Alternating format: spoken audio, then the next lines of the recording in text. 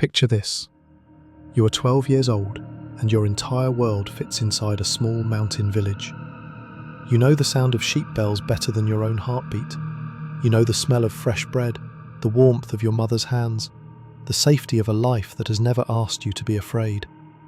And then, without warning, everything ends. You don't lose your home to fire or war. You lose it to a decision made far away, by men who will never learn your name. They tell your parents this is an honor. They promise education, power, a future inside the greatest empire on earth. But no one tells you what the palace will take from you first. As the cart carries you away, you hear your mother crying, not loudly, not dramatically, but with the quiet sound of someone who already knows this goodbye is forever. You are not marching toward greatness. You are being erased. This is not a story about emperors or wars. This is the story of children who disappeared behind palace walls, and what history chose not to remember. The morning begins like every other morning of your life. Mist clings to the valley, soft and familiar, as you help your father guide the sheep across the damp grass. The bells around their necks ring gently, a sound so ordinary that you never imagine a day when it won't exist for you anymore. Your mother is inside, warming bread over the fire. The smell drifts through the air, mixing with the sharp scent of mountain dew. You don't know it yet, but this will be the last breakfast that ever feels like home. Then the sound comes. Not bells, not birds, hooves. Fast, heavy, unmistakable. Your father freezes. His hand tightens around the staff. His face loses all colour, as if fear has drained it away. Your mother drops the clay pitcher she's holding. It shatters on the floor, and for a moment, no one moves. Everyone in the village knows what this sound means. The Sultan's men have arrived. You hide behind a wooden cart as soldiers dismount, their clothes clean, their expressions cold. They don't look at your home the way a man looks at another man's house. They look at it the way a buyer looks at livestock. A finger points at you. Your mother falls to her knees, pleading in words they don't understand or choose not to. Your father says nothing. He knows that resistance does not save children. It kills families. You are pulled forward, told you are chosen, told your life will be better. But as you are taken away, one truth settles deep inside you. Childhood does not end slowly. It ends in a single moment, and you never get it back. The journey begins the moment you are no longer allowed to look back. You are lined up with dozens of other boys, some younger, some older, all equally silent. Chains are unnecessary. Fear does the job better. Guards ride alongside you, their eyes scanning for hesitation, for weakness, for anyone who might slow the line. You walk for days, then weeks. Food is measured, not to nourish, but to maintain movement. Water is given just often enough to keep you alive. At night, you sleep wherever the march stops, open ground, crude shelters, sometimes nothing at all. The cold sinks into your bones. The hunger becomes a constant ache that never fully leaves. The first boy collapses on the fourth day. He stumbles, tries to stand, and fails. No one stops. A guard drags him to the side of the road. The line keeps moving. You never see him again. That is when you understand the rule. Weakness is not punished, it is removed. You walk beside a boy from a Greek fishing village. He whispers his name to you one night, as if saying it quietly might save it from being taken. He talks about the sea, about nets and boats and salt air. On the third night, he tries to run. They catch him before dawn. The beating is done in front of everyone, slowly, deliberately. His screams echo across the hills, and you learn your second lesson before the sun rises. Escape is not bravery, it is a death sentence. By the time the city appears on the horizon, you no longer cry. You no longer ask questions. You walk when told. You eat when allowed. You learn to survive by becoming invisible. And somewhere along that road, without ceremony or warning, the boy you once were dies. When you first see the city, you expect to feel awe. Istanbul rises from the horizon like something out of a dream. Towering domes, slender minarets piercing the sky, walls that seem impossible to breach. From a distance it looks like the centre of the world.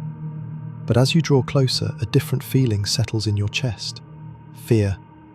The city is loud, crowded, alive, yet you have never felt more alone. People pass by without looking at you, unaware that your life is about to be locked away behind walls they will never see inside.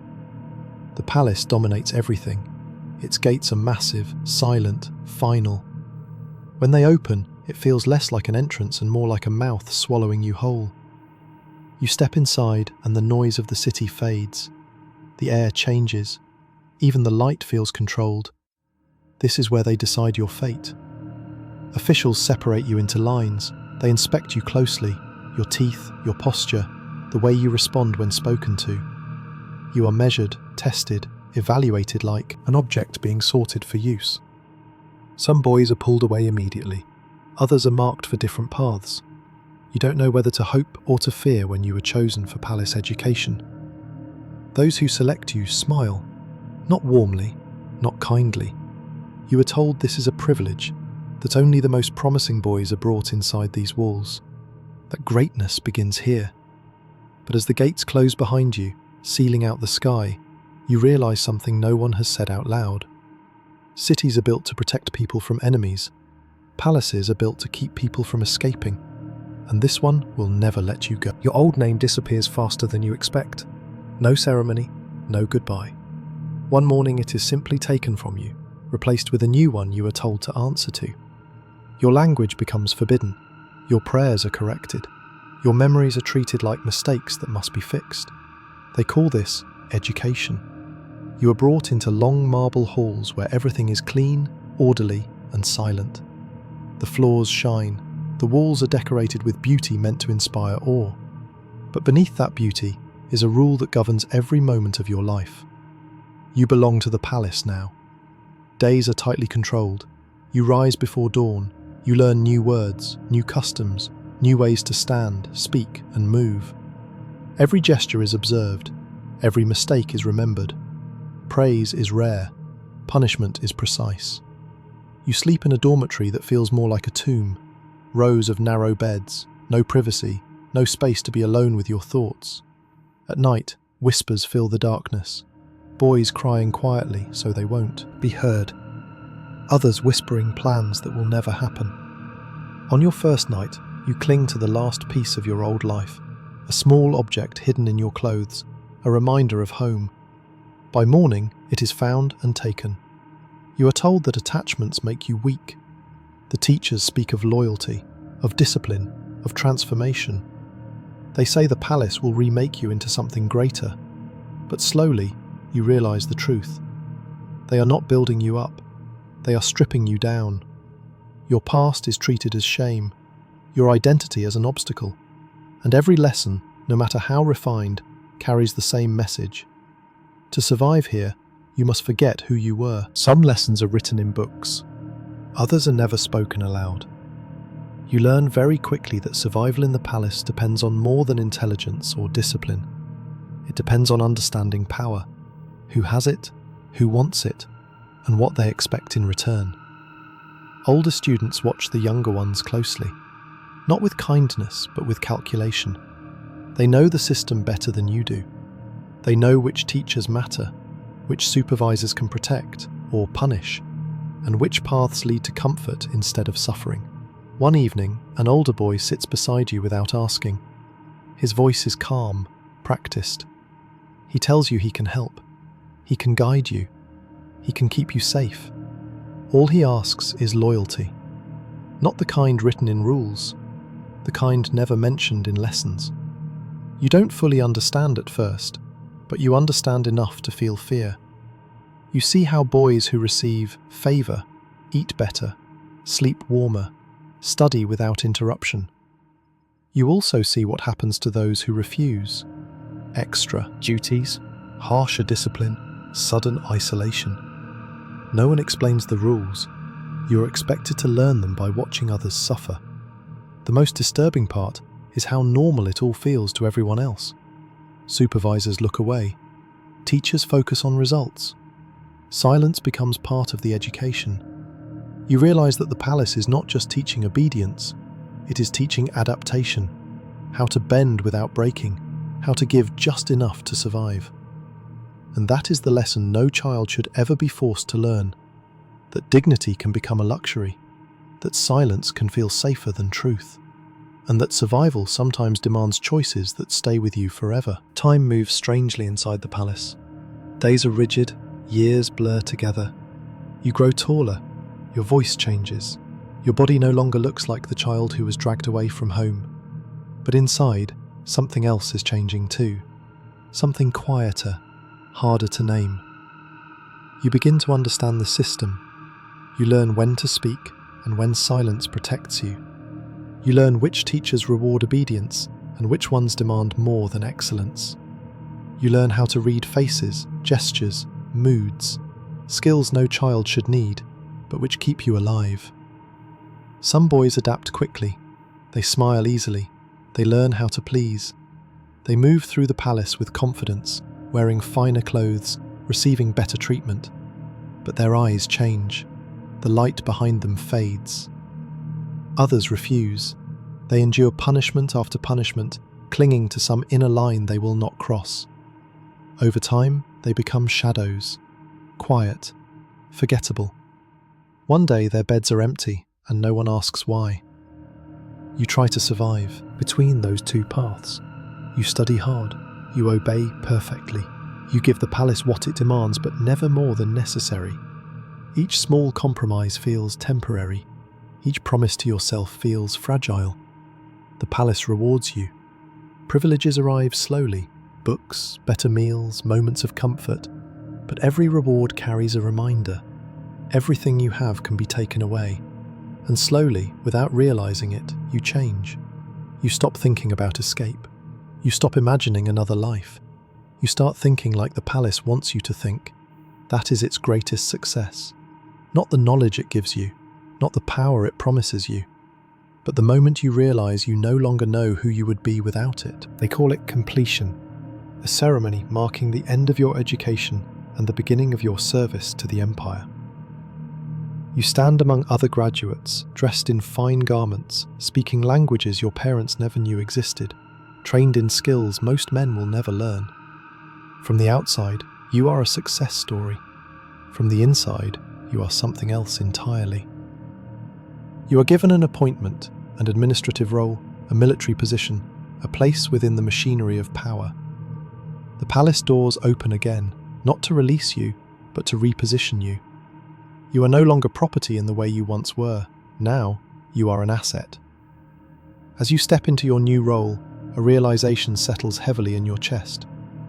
Many of the men giving you orders once stood where you are now. They too were taken as boys. They too survived the palace. And they did so by becoming part of it. You are expected to enforce the same rules you once feared, to train others, to select candidates, to uphold traditions that shaped and scarred you. The choice is never spoken aloud, but it is understood. You can resist quietly and be discarded, or you can comply fully and rise. Power comes with comfort, with respect, with security you never had as a child, but it also comes with memory, memories you are encouraged to bury beneath duty and loyalty. Some men do. Others become harder, colder, telling themselves that what happened to them was necessary, even beneficial. And in that moment, you understand the palace's final lesson. The system does not end when you leave it. It survives by teaching its victims to protect it. The palace walls still stand.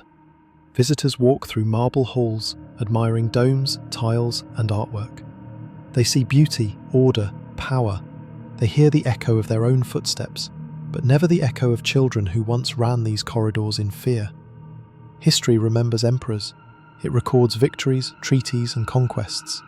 It rarely remembers the boys who built the empire from the shadows, who were moulded, broken, and repurposed to serve its glory. You, the boy taken at 12, now grown, understand that the true cost of the empire was never written in scrolls or tax records. It is etched into the lives of those who survived. Some rose to power, becoming generals, governors, administrators. They carried with them knowledge, skill, and influence, but also the scars of a childhood stolen, of innocence replaced by calculation. Others disappeared entirely, forgotten by the world, their suffering recorded only as faint marks in ledgers no one reads. The palace shaped them all. It promised greatness. It delivered survival. And yet, somewhere beneath the marble floors, in the shadows of those who came before, the memory of what was lost still lingers. History whispers their names, but the world often refuses to hear. As you leave the halls, walking among the tourists and scholars, you realize that remembering is itself an act of rebellion. To honor the boys who were silenced, to acknowledge what the empire demanded, is to bear witness. Because every empire, no matter how magnificent, has its hidden cost. And those costs are paid by the children history almost forgot.